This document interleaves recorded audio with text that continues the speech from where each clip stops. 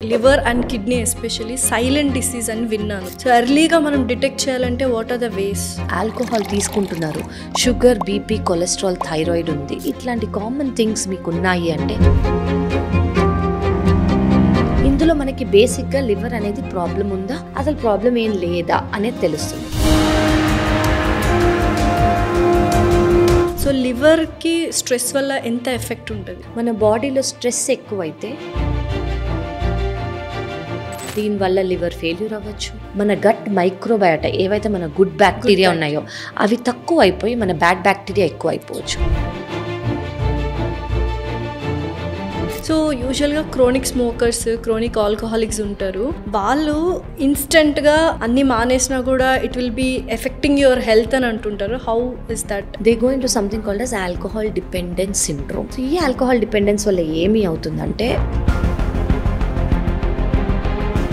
So మీరు ఆపుతున్నంటే ఒక చేతులు వణుకుతాయో, నిద్ర రాదు అన్న చిన్న చిన్న వాటి మీద మీరు ప్లీజ్ ఎక్కువ స్ట్రెస్ లైఫ్ రిస్క్ ఉంటుంది. లివర్ ఫెయిల్ అయ్యే అవకాశం ఉంది.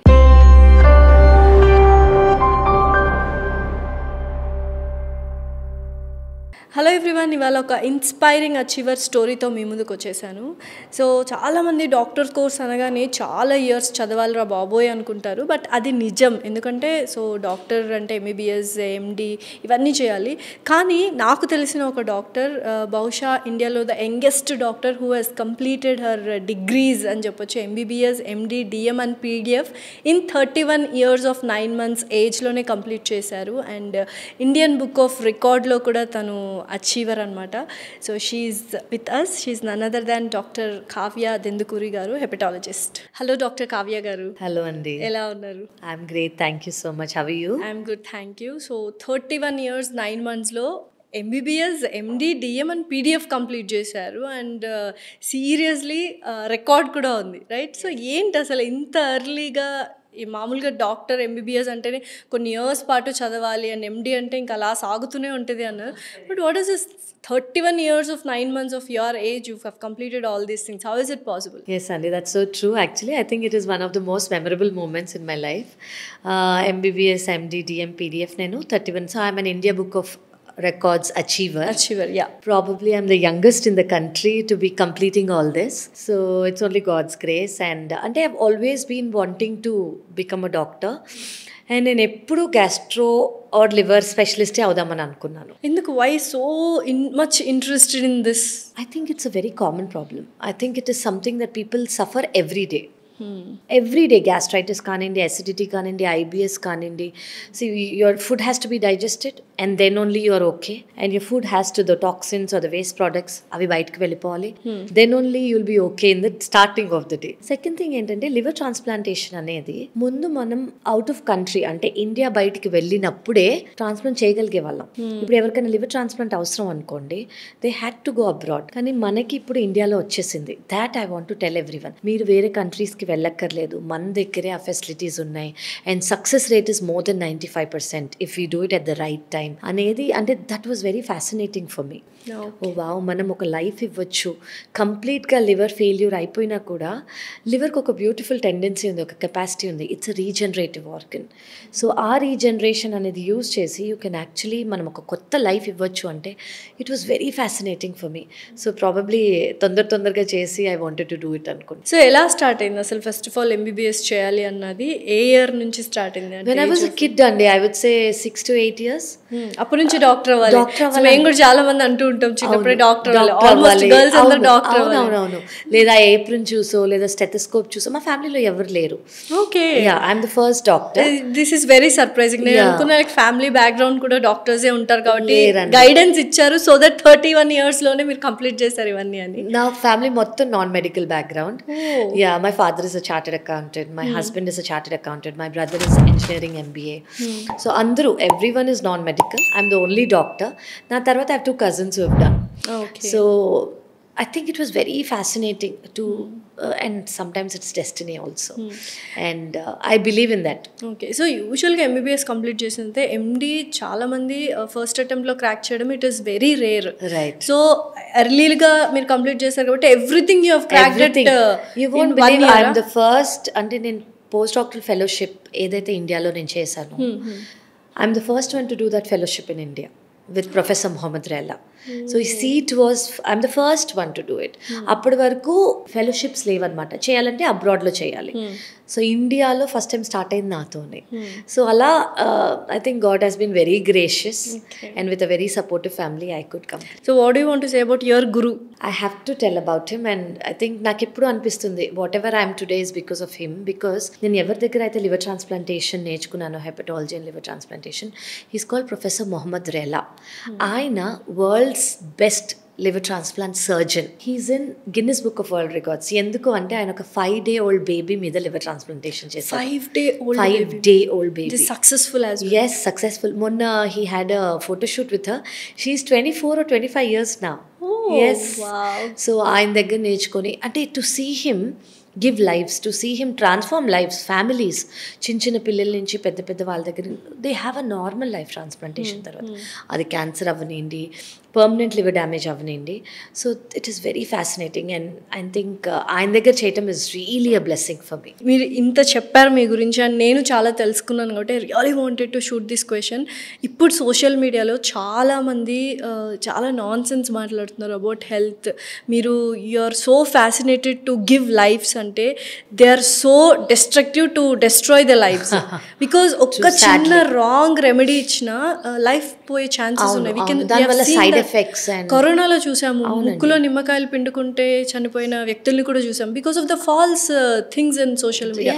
What you want to say about it? Like అంటే one thing I want to say అండి, మేము ఏవైతే ప్రిస్క్రైబ్ చేస్తామో మెడిసిన్స్ కానివ్వండి, టెస్ట్లు కానివ్వండి, అవి ఎన్నో లక్షల మంది మీద ట్రయల్స్ జరిగాక, ర్యాండమైజ్ కంట్రోల్ ట్రయల్స్ జరిగాక అది ఆ కాంపోనెంట్ ఏంటి, ఆ కెమికల్ ఏంటి, దానివల్ల యూజ్ ఏంటి, అది బాడీలో ఎక్కడ పనిచేస్తుంది, దానివల్ల సైడ్ ఎఫెక్ట్స్ ఏంటి, ఎవరికి ఇవ్వచ్చు ఎవరికి ఇవ్వకూడదు అని ఇన్ని స్టడీస్ అయ్యాక ఇవి అంటే వీ స్టడీ అబౌట్ ఇమ్ ఇన్ని ఇయర్స్ మేము చదువుకున్నాక ప్రిస్క్రైబ్ చేస్తాం. అంటే ఎవరికి ఇస్తామో వాళ్ళకి ఇది అయ్యే అవకాశం ఉంది అని మాకు తెలిసి మేము ఇస్తాం. So this information is very vital.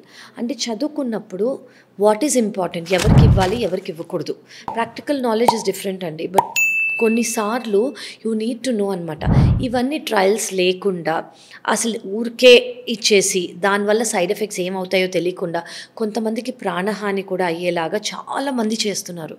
But దానివల్ల అసలు ఇట్స్ జస్ట్ ఐ థింక్ ఒక 5 minutes of Instagram famous popularity కోసమో లేదా సోషల్ మీడియా పాపులారిటీ కోసమో దానివల్ల సైడ్ ఎఫెక్ట్. బికాస్ ఎవరైనా మీడియాలో చూసి చేస్తారు, డెఫినెట్లీ దీనివల్ల వాళ్ళు వచ్చి క్వశ్చన్ చేయలేరు కదా, నాకు ఇది పని చేసింది అని అంటారు అంతే, మహా సింపుల్గా.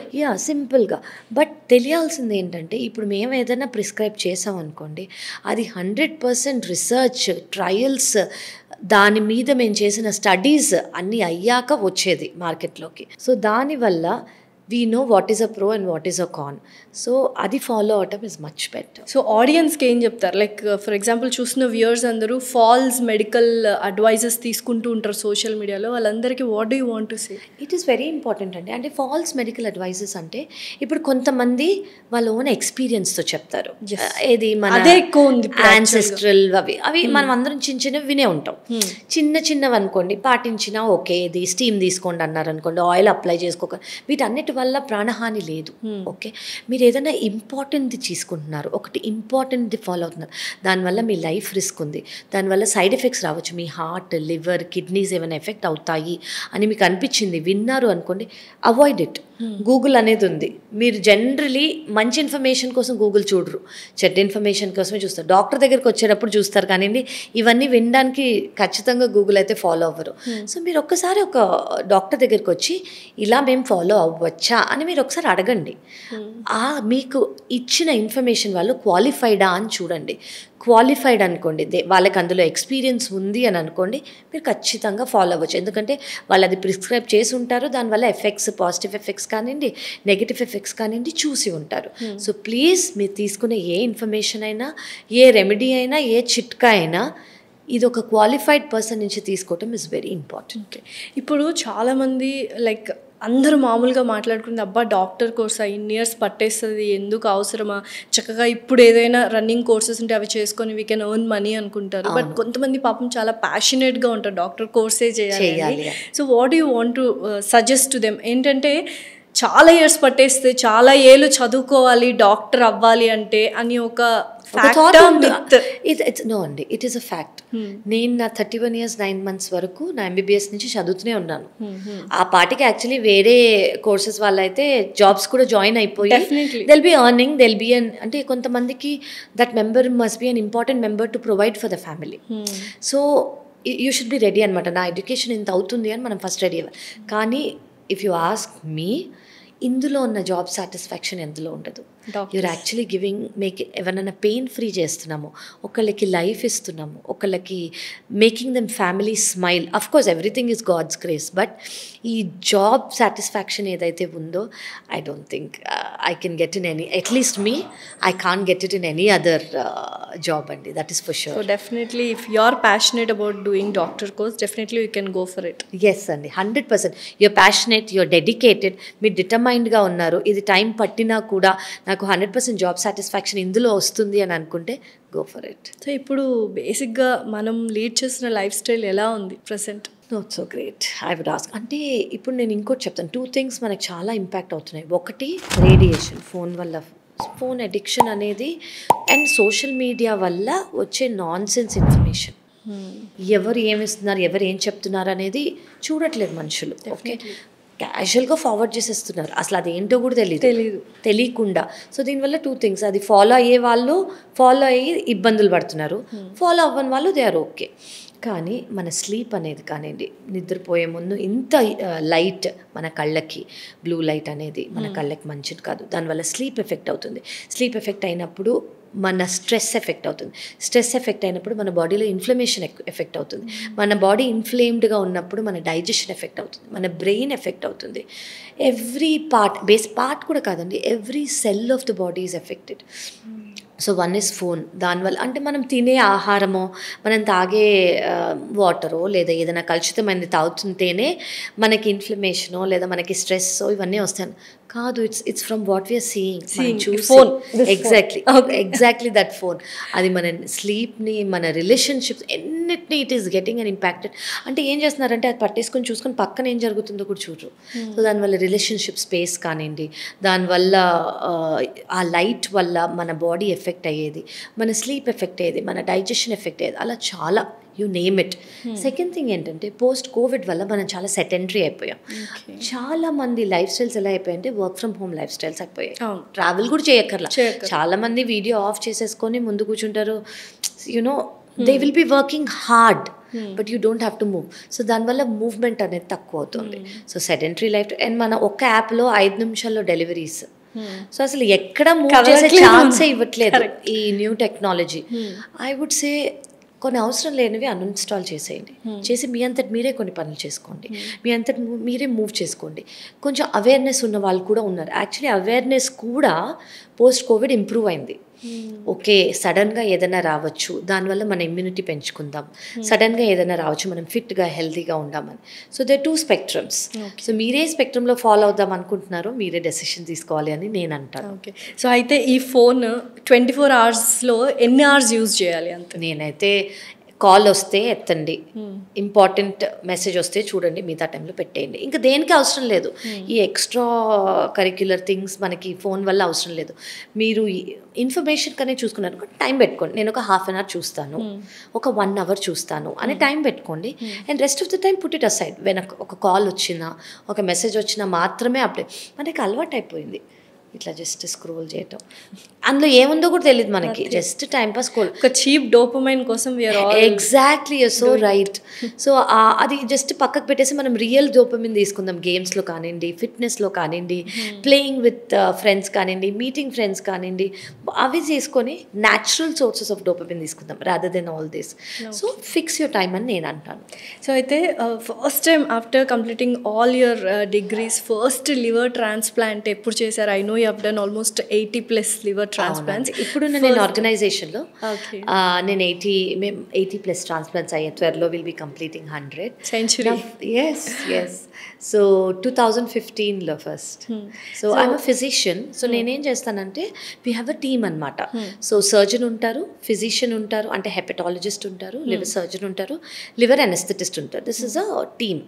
సో నేను before transplant, during transplant, after transplant అనేది I take care of them అనమాట. సో లివర్ అనేది యాక్సెప్ట్ అవ్వాలి, లివర్ రిజెక్ట్ కాకుండా బాడీలో యాక్సెప్ట్ అయ్యి లివర్ బాడీకి ఉండేలాగా నేను medications and I follow up the patients. Okay. So first patient అయిన సిచ్యువేషన్ ఏంటి గుర్తుందా? గుర్తుందండి. నా ఫస్ట్ పేషెంట్ ఏంటంటే ఈ మధ్య I think this is a very important question. నేను ఎందుకు అంటానంటే ఫ్యాటీ లివర్ అనేది మనకి చాలా ఇంక్రీజ్ అయిపోయింది. నేను చూసిన ఫస్ట్ కేసు ఒకప్పుడు ఆల్కహాల్ వల్ల లివర్ డిజీజ్, ఆల్కహాల్ వల్ల లివర్ ఫెయిల్యూర్, లేదా హెపటైటిస్ బి లేదా హెపటైటిస్ సి వల్ల లివర్ డిజీజ్ కానివ్వండి, పర్మనెంట్ లివర్ డ్యామేజ్ కానివ్వండి, లివర్ ఫెయిల్యూర్ కానివ్వండి అయ్యేవి. నేను చూసిన ఫస్ట్ కేసు ఏంటంటే నాష్, అంటే నాన్ ఆల్కహాలిక్ లివర్ డిజీజ్ వల్ల వచ్చిన సిరోసిస్ అంటే పర్మనెంట్ లివర్ డ్యామేజ్. ఆ patient 45 years and 45 years liver damage అయ్యి లివర్ ఫెయిల్యూర్కి వెళ్ళి వాళ్ళకి మనం లివర్ ట్రాన్స్ప్లాంట్ చేయాల్సి వచ్చింది. అసలు ఏంటి ఆల్కహాల్ తీసుకోకుండా ఫ్యాటీ లివర్ ఎలా వస్తుంది అనేది చాలా మందికి $1 million క్వశ్చన్ అండ్ ఉంది. నాన్ ఫ్యాటీ లివర్ సిరోసిస్ అనేది ఉంది. అవును. So what is the reasons అంటారు?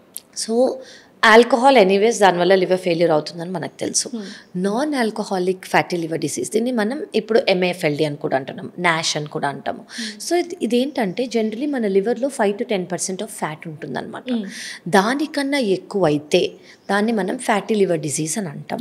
సో ఈ ఫ్యాటీ లివర్లో గ్రేడ్స్ ఉంటాయి, grade 1, grade 2, grade 3, grade 4 ఇలా ఉంటాయి.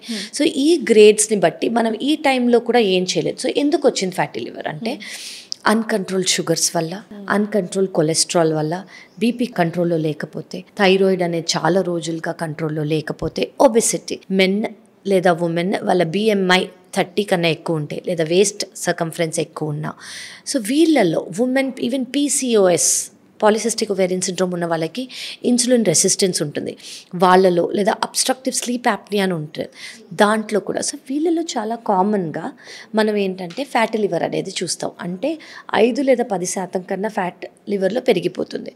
ఇందులో గ్రేడ్స్ నేను చెప్పినట్టు 1, 2, 3, 4 ఉంటాయి.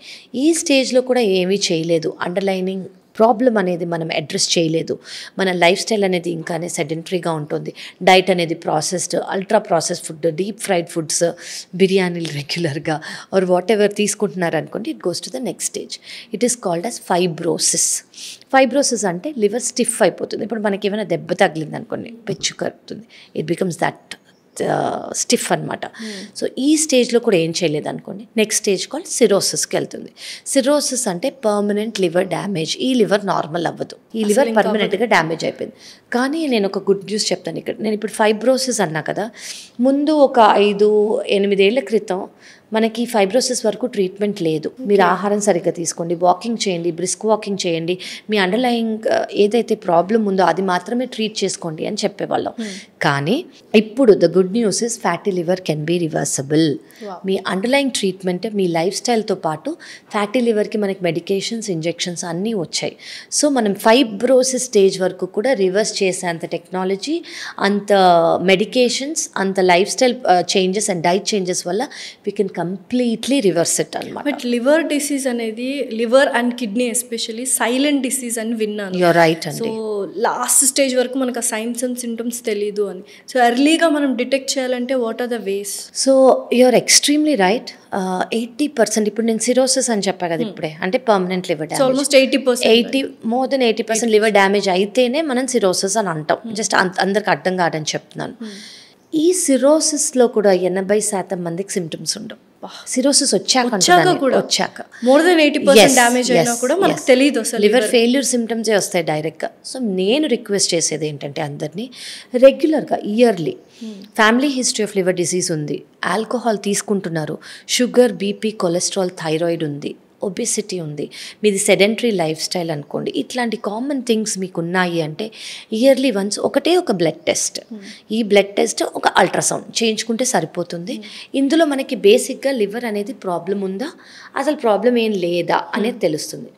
ఈ అల్ట్రాసౌండ్ తర్వాత నెక్స్ట్ స్టెప్ ఫ్యాటీ లివర్ ఉంది అని అనుకోండి, ఫైబ్రో స్కాన్ అని ఒకటి చేస్తాం. ఫైబ్రో స్కాన్ ఇస్ డైరెక్ట్లీ ఈ లివర్ క్వాంటిఫై చేయడానికి, అంటే లివర్లో ఫ్యాట్ ఎంత ఉంది అని క్వాంటిఫై చేస్తాం. 5% ఉందా, 10% ఉందా, 30% ఉందా, ఫైబ్రోసిస్కి వెళ్ళిందా అనేది మనకి ఈజీగా తెలిసిపోతుంది అనమాట. సో ఇయర్లీ వన్స్ మీరు చేయించుకోవటం ఈజ్ వెరీ వెరీ ఇంపార్టెంట్.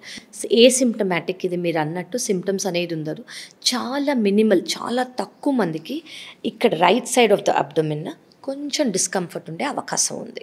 ఈ డిస్కంఫర్ట్ ఎందుకు ఉండొచ్చు అంటే, లివర్ అనుకోండి, ఇది లివర్ పైన ఒక క్యాప్సూల్ ఉంటుంది. ఈ క్యాప్సూల్కి నర్వ్ ఎండింగ్స్ ఉంటాయి.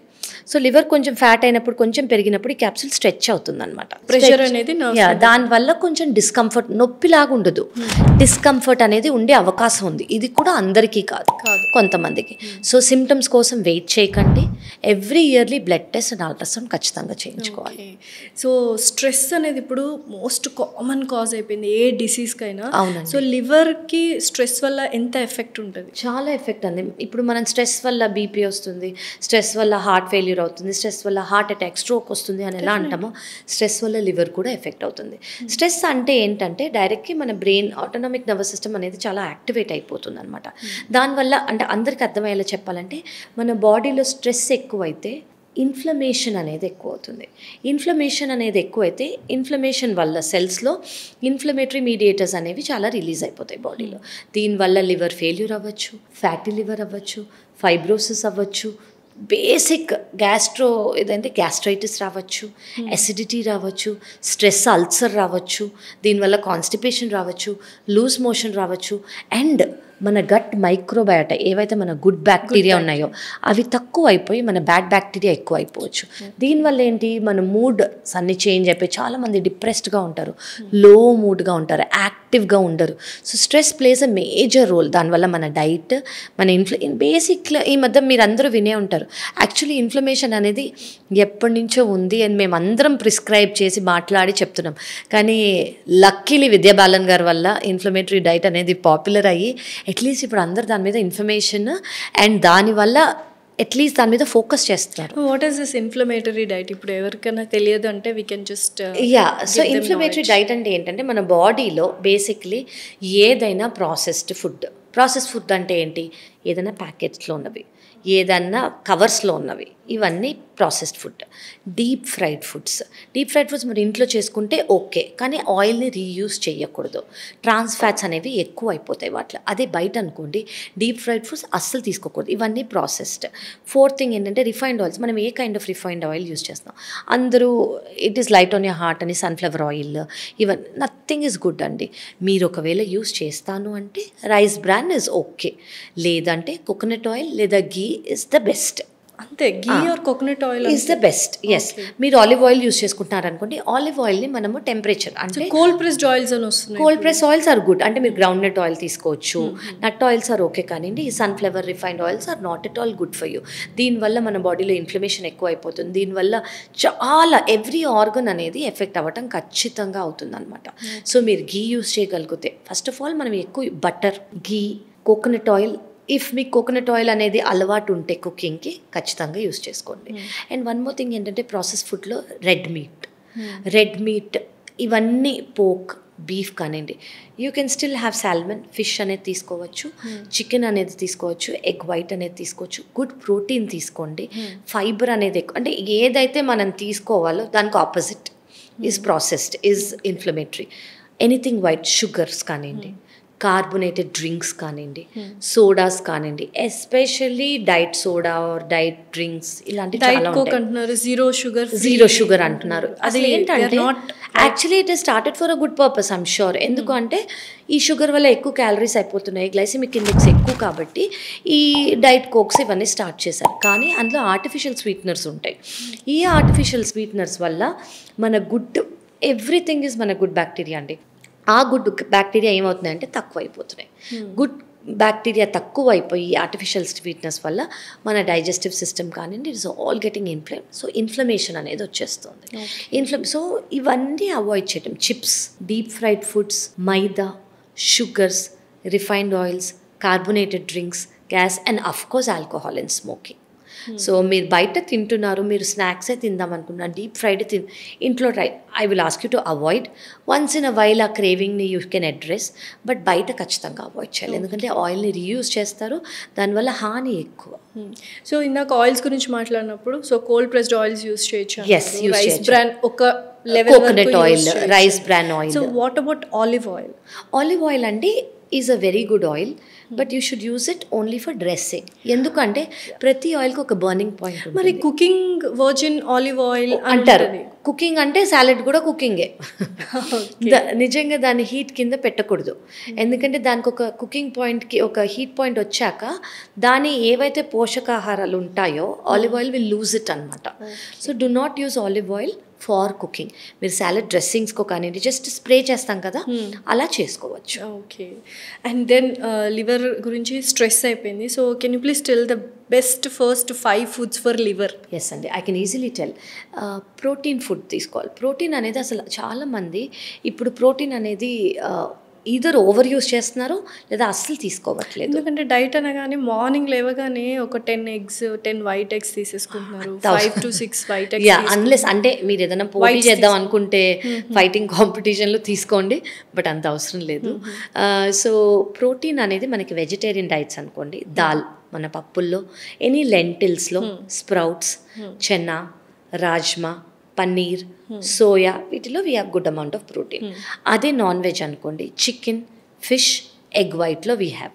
So this is a protein supplements that we need through diet. And carbohydrate అనేది మనకి ఎనర్జీ కోసం కావాలి. సో ఎనర్జీ కోసం కావాలన్నప్పుడు సో ఈ ప్రోటీన్లో మీరు ఏం తీసుకోవచ్చు అంటే నేను చెప్పినవి కార్బోహైడ్రేట్స్, మీరు రైస్ తీసుకోవచ్చు లేదా మిల్లెట్స్, మీకు ఏది అలవాటైతే మీ ఇంట్లో అది తీసుకోవచ్చు. కానీ పోర్షన్స్ అనేది తక్కువ ఉండాలి. ఇంత పోర్షన్ తీసుకోకూడదు. రైస్ అనేది ఒక కప్పే ఉండాలి.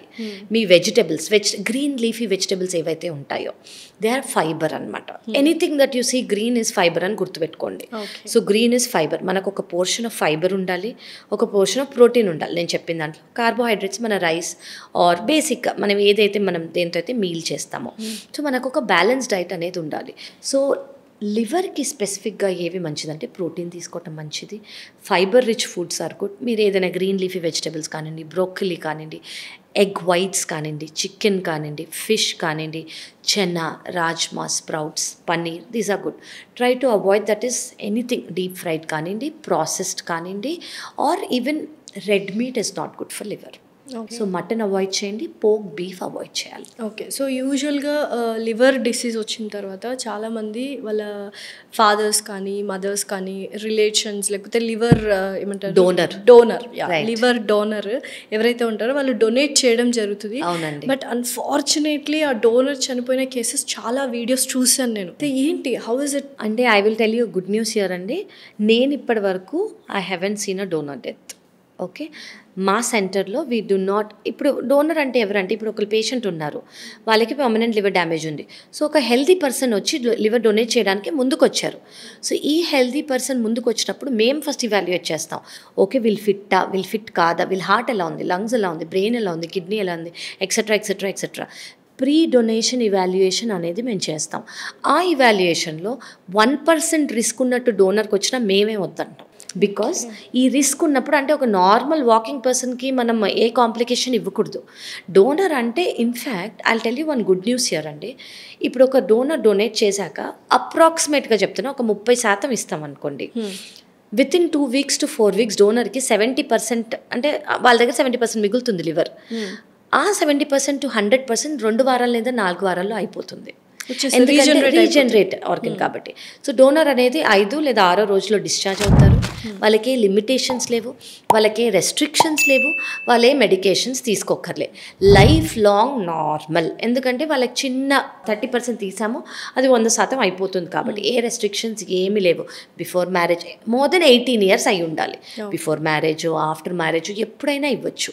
సో డోనర్ రిస్క్ అనేది మనం ఇవాల్యుయేట్ చేస్తాం. ఆ రిస్క్లో మనం ఏం చేస్తాం, ఫస్ట్ ఫ్యామిలీ డోనరా, సేమ్ బ్లడ్ గ్రూపా, ఎంత పర్సెంటేజ్ ఆఫ్ లివర్ ఉంది, కంపాటబిలిటీ. ఈ కంపాటబిలిటీ అనేది చాలా ఇంపార్టెంట్. అప్పుడప్పుడు ఒకేషనల్ డ్రింకర్ అయితే లివర్ డోనర్ అంటే మేము చూస్తామండి. వాళ్ళు సర్జరీ చేసే ముందు వాళ్ళు 8 weeks to 12 weeks alcohol smoking అనేది టచ్ చేయకూడదు.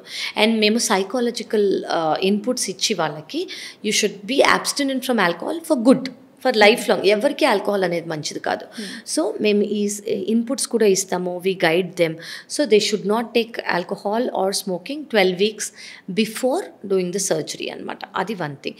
సెకండ్ థింగ్ ఏంటంటే వాళ్ళకి ఫ్యాటీ లివర్ అనేది ఉంది అనుకోండి, నేను ఇందాక మీకు చెప్పినట్టు ఫ్యాటీ లివర్ మెడికేషన్స్ వల్ల, వాళ్ళ డైట్ వల్ల, వాళ్ళ ఎక్సర్సైజ్ వల్ల వాళ్ళ ఫ్యాటీ లివర్ అనేది రివర్స్ చేశాక కూడా మనం ఇచ్చుకోవచ్చు. కానీ we do not prefer fatty అంటే అన్లెస్ నార్మల్ వాళ్ళు లేకపోతే ఫ్యాటీ లివర్ ఉన్న వాళ్ళు ఆ గ్రేడ్ పర్సంటేజ్ ఆఫ్ ఫ్యాట్ ఎంత ఉంది, తక్కువే ఉంది, రివర్స్ అయిపోతుంది అని మనం అనుకొని చూశాక వి విల్. సో వాళ్ళకి లైఫ్ రిస్క్ అనేది లేదు. మా సెంటర్లో మేము డోనర్ డెత్ అనేది చూడలేదు. సో ఇవాల్యుయేషన్ చేయలేదు, లేదా రాంగ్ డోనర్ ఎవరైనా తీసుకున్నారనుకోండి అయ్యే అవకాశాలు ఉన్నాయి. కానీ donor death is not common at all. So చాలా వరకు నేను చూసిన వాళ్ళలో ఆల్కహాలిక్ అంటే స్మోకర్స్ ఎక్కువ మంది ఉన్నారు. అడిక్షన్ కూడా స్మోకింగ్కే ఎక్కువ ఉంది ఆ పర్టికులర్ పర్సన్స్. అవునండి. సో బ్రేక్ఫాస్ట్ తర్వాతను అలా ఎవ్రీడే సోషల్గా కూడా. బట్ నేను అడిగాను అనుకో, ఇప్పుడు మానేయచ్చు కదా అని అడిగితే వాళ్ళు ఏమంటారంటే ఒక్క 2-3 సిగరెట్లకి ఏమవుతుంది, మేము చాలా ఇయర్స్ బతుకుతాం అంటారు. Is it safe everyday 2-3 smoke చేసినా కూడా? It is not safe. Alcohol in any amount, cigarette in any amount is not safe. ఇదైతే డిక్టిమ్ అండి, ఎవ్రీ వన్ షుడ్ ఫాలో. అంటే it is also labelled as poison. అంటే it's a slow poison. So any amount, 1/2, 1 puff లేదా just 1 milliliter doesn't matter. Alcohol or smoking in any amount is not good for health. So over a long run ఏం చేస్తాయంటే లంగ్స్కి smoking అయితే and liver and ప్యాంక్రియాస్కి alcohol అయితే will cause damage and failure. So యూజువల్గా chronic smokers, chronic alcoholics ఉంటారు. వాళ్ళు ఇన్స్టెంట్గా మానేయాలి అనుకుంటారు బికాస్ ఆఫ్ చేంజ్, లేకపోతే సమ్ మోటివేషన్, ఇన్స్పిరేషన్. అలా ఇన్స్టెంట్గా అన్నీ మానేసినా కూడా it will be affecting your health అని అంటుంటారు. How is that? సో ఇప్పుడు ఆల్కహాల్ అనేది రెగ్యులర్గా కన్జ్యూమ్ చేసే వాళ్ళు ఏమవుతుందంటే వాళ్ళు they going to something called us alcohol dependence syndrome. ఇది ఏంటి అంటే ఇది ఒక క్వశ్చనర్ ఉంటుంది, మీరు ఆల్కహాల్ లేకుండా ఉండగలరా ఉండలేరా అని. అది సైకాట్రిస్ట్ చేసేదన్నమాట. సో వాళ్ళకి అర్థమైపోతుంది ఆల్కహాల్ డిపెండెన్స్లో ఉన్నారు వీళ్ళు అని. సో ఈ ఆల్కహాల్ డిపెండెన్స్ వల్ల ఏమి అవుతుందంటే వాళ్ళు తీసుకోవాలనుకుంటారు, ఆపాలని కూడా అనుకుంటారు, కానీ ఆపాలనుకుంటే దే కాండు, వాళ్ళ చేతిలోంచి బయటకు వెళ్ళిపోయింది, అది వాళ్ళకి చేయలేరు. సో దానివల్ల ట్రెమర్స్ వచ్చేస్తాయి, ఆకలి సరిగ్గా వేయదు, నిద్ర పట్టదు, ఇలాంటివి. సో ఇలాంటి కండిషన్స్ అంటే మీరు ఆపుదాం అనుకుంటున్నారు అనుకోండి, వీటి గురించి భయపడకండి, లివర్ చేసే డ్యామేజ్ వల్ల భయపడండి. సో మీరు ఆపుతున్నంటే ఒక చేతులు వణుకుతాయో, నిద్ర రాదు అన్న చిన్న చిన్న వాటి మీద మీరు ప్లీజ్ ఎక్కువ స్ట్రెస్ ఇవ్వండి. లైఫ్ రిస్క్ ఉంటుంది, లివర్ ఫెయిల్ అయ్యే అవకాశం ఉంది. సో మీరు we have so many psychiatrist, psychologist and we have medications ఏవైతే తీసుకుంటే ఈ క్రేవింగ్ తగ్గుతుంది, ఈ సిమ్టమ్స్ తగ్గుతాయి. సో ఇవి తీసుకొని ఆపుకొని మీకు మీ కుటుంబ సభ్యులకి ఇట్ విల్ హెల్ప్ అనమాట. ఫైనాన్షియలీ మీరు ఎంత హెల్ప్ చేసుకుంటారు, హెల్త్ వైజ్ సైకాలజీగా ఎంత ఇంప్రూవ్మెంట్ ఉంటుందంటే ఒక్కసారి ఆపేస్తే వాళ్ళకి వాళ్ళ మీద ఒక కాన్ఫిడెన్స్ వచ్చేస్తుంది, నేను ఇది ఆపగలిగాను. అదే వాళ్ళకి ఒక న్యూ లైఫ్ యాక్చువల్లీ. మనం సర్జరీ చేసే లోపలే వాళ్ళకి అనిపిస్తుంది, ఓ వావ్ నేను ఇది ఆపాను అని. సో ఇదంతా మీకు మీరు చేసుకోగలరు. సో మీరు ఏదో చిన్న చిన్న నిద్ర రాదు, ఆకలేదు అనే, అఫ్కోర్స్ దానివల్ల ఫిట్స్ కూడా వస్తాయి, అవి అడ్వాన్స్ స్టేజ్లో. మీరు స్టార్టింగ్లోనే అడ్రస్ చేసేసి దానివల్ల కరెక్ట్ మెడికేషన్స్ మీద ఉంటే మీకు ఇవన్నీ రావు. ఎట్ ద సేమ్ టైం మీ లార్జర్ పిక్చర్ ఏంటి, దానివల్ల లివర్ ఫెయిల్యూర్, లివర్ క్యాన్సర్, ఇవి ఫస్ట్ అడ్రస్ చేయండి. ఇవి రాకుండా ఉండాలంటే అది ఖచ్చితంగా ఆపాలి. సో వాటిని ఈజీగా మనం ట్యాకిల్ చేయొచ్చు. సో లివర్ ఫెయిల్యూర్ అయిన పర్సన్ ఇంకా he can't survive. Liver failure అంటే ఏంటంటే అండి, లివర్ సిరోసిస్ అంటే పర్మనెంట్ లివర్ డ్యామేజ్లో 2 types ఉన్నాయి. ఒకటి కాంపెన్సేటెడ్ లివర్ డిసీజ్, ఒక డీకంపెన్సేటెడ్ లివర్ డిసీజ్ అని. కాంపెన్సేటెడ్ అంటే లివర్ డ్యామేజ్ అయింది, లివర్ పర్మనెంట్ డ్యామేజ్ అయింది, కానీ లివర్ ఫెయిల్యూర్లో లేదు. ఫెయిల్యూర్ అంటే ఏంటి, జాండిస్, కోమాలోకి వెళ్ళటం, బ్లడ్ వామిటింగ్ లేదా బ్లాక్ కలర్ మోషన్, పొట్టలో, లంగ్స్లో, కాళ్ళలో నీరు ఉండటం, ఇవన్నీ కాంపెన్సేటెడ్ లివర్ డిసీజ్లో ఉండవు. ఫెయిల్యూర్ అనేది సిమ్టమ్స్ ఒక్కసారి వచ్చాయి అనుకోండి, ఈ లివర్కి మనం వెంటనే లివర్ ట్రాన్స్ప్లాంటేషన్ అనేది చెయ్యాలి. లేదంటే కోమాలోకి వెళ్తూనే ఉంటారు, ఇన్ఫెక్షన్స్ వస్తూనే ఉంటాయి, బ్లడ్ వామిటింగ్స్ వస్తూనే ఉంటాయి. We can't make the transplant లేకుండా, transplant is the only cure. మన చేతులారా మనము లివర్ని పాడు చేస్తున్నాము అని చేసే బ్యాడ్ హ్యాబిట్స్ ఏంటి? So alcohol, smoking, recreational drugs అనేవి వచ్చేసాయి. 4th థింగ్ ఏంటంటే ఓవర్ ద కౌంటర్ పిల్స్ ఈజీగా అవైలబుల్. జ్వరం వచ్చేసింది వేసుకో, జాయింట్ పెయిన్స్ ఉన్నాయి వేసేసుకుందాం, తలనొప్పి వచ్చేసింది వేసేసుకుందాం. Over the count pain killer usage కానివ్వండి, పిల్ యూసేజ్ కానివ్వండి చాలా ఎక్కువ అయిపోయింది. Especially paracetamol with combinations.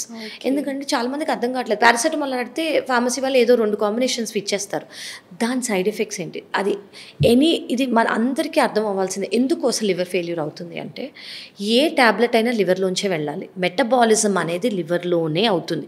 మనకు అవసరం లేని తీసుకున్నాం అనుకోండి, అది లివర్లో ఉండిపోతుంది. అంటే మెటబలైజ్ అయ్యి అది టాక్సిన్, అది వేస్ట్గా, అది పాయిజన్ లాగా లివర్లోనే ఉండిపోతుంది. దానివల్ల లివర్ ఎఫెక్ట్ అవుతుంది. దానివల్ల మనం తీసుకోవద్దు అసలు టాబ్లెట్స్ ఎప్పుడు అవసరము. ఇప్పుడు మీకు హెడేక్ వచ్చింది, అది అవాయిడ్ చేయగలిగింది. సివియర్ వచ్చింది అనుకోండి, ఆఫ్ కోర్స్ మైగ్రేన్ అనేది ఉంది, న్యూరాలజిస్ట్ దగ్గరికి వెళ్ళి సేఫ్ మెడికేషన్స్ ఇస్తారు డాక్టర్స్. డాక్టర్ దగ్గరికి వెళ్ళి ప్రిస్క్రైబ్ ట్రీట్మెంట్ తీసుకోండి. ఓవర్ ద కౌంటర్ పిల్స్ అనేవి తీసుకోకండి. దానివల్ల లివర్ ఎఫెక్ట్ అయ్యి, లివర్లో మెటబాలిజం ఎఫెక్ట్ అయ్యి లివర్ అనేది డ్యామేజ్ అయ్యే అవకాశం చాలా ఎక్కువ. ఓకే, సో అసలు లివర్ అనేది మనము ఎంత ఇంపార్టెంట్ ఆర్గాన్గా మనం చూసుకోవాలి, just like a heart and brain. Correct, 100% అండి. And it is even more beautiful. I'll tell you why. Because అది రీజనరేటివ్ ఆర్గన్. కొంచెం బాగా చూసుకుంటే అది ఇంకా రిటర్న్గా చాలా బాగా చూసుకుంటుంది మనని. సో కొంచెం లివర్ హెల్త్ కాన్సన్ట్రేట్ చేసుకుంటూ లివర్ని బాగా చూసుకోండి, లివర్ మిమ్మల్ని ఇంకా బాగా చూసుకుంటుంది. సో ఈ డీటాక్స్ డ్రింక్స్ ఉన్నాయి, ఇప్పుడు చాలా వరకు తీసుకుంటున్నారు. ఎర్లీ మార్నింగ్ ఎంటీ స్టమక్లో తీసుకోవాలి detox drinks.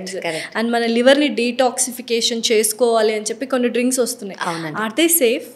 First of all అందరికీ లివర్కి కొన్ని 500 ఫంక్షన్లు ఉన్నాయి. అందులో ఒక మేజర్ ఫంక్షన్ లివర్ది ఏంటంటే డీటాక్సిఫికేషన్. లివర్ దానంతదే డీటాక్సిఫై అయిపోతుంది. మనం ఎక్స్టర్నల్గా ఏమీ ఇవ్వక్కర్లేదు. కానీ మీరు పొద్దున ఏమైనా తీసుకుంటున్నారనుకోండి, చిటికెడు అంటే హోమ్ మేడ్ పసుపు, పెప్పర్కార్న్స్, దీస్ ఆర్ ఆల్ గుడ్. కానీ డైలీ బేసిస్లో, రెగ్యులర్ బేసిస్లో లాంగ్ టర్మ్ చేసుకోకర్లా. వారానికి ఒకసారో, నెల రోజులకు ఒకసారో అట్లా తీసుకోవచ్చు. డీటాక్స్ డ్రింక్స్ అని స్పెషల్గా మీరు ఏం తీసుకోకండి, వాటర్ తాగితే సరిపోతుంది. లివర్ని దాని పని అది చేసుకునేలాగా ప్రాసెస్ ఫుడ్స్, ట్రాన్స్ ఫ్యాట్స్ ఉన్న foods, deep fried foods, alcohol smoking చేయకపోతే లివర్ డీటాక్స్పై దానంతట అదే అయిపోతుంది. Okay, so finally what you want to say about liver health to the audience? So నేను ఇందాక చెప్పినట్టు డీటాక్స్ డ్రింక్స్ అనేవి ఏమీ అవసరం లేదండి. మీ లివర్కి మీరు మంచిగా చేసుకోవాలి అని అనుకుంటే be active. At least 30 minutes of activity. అది వాకింగే అనుకుంటారో, జాగింగే అనుకుంటారో, విగరస్ ఎక్సర్సైజ్ అనుకుంటారో, ఏదైనా సెడెంటరీగా ఉండకండి.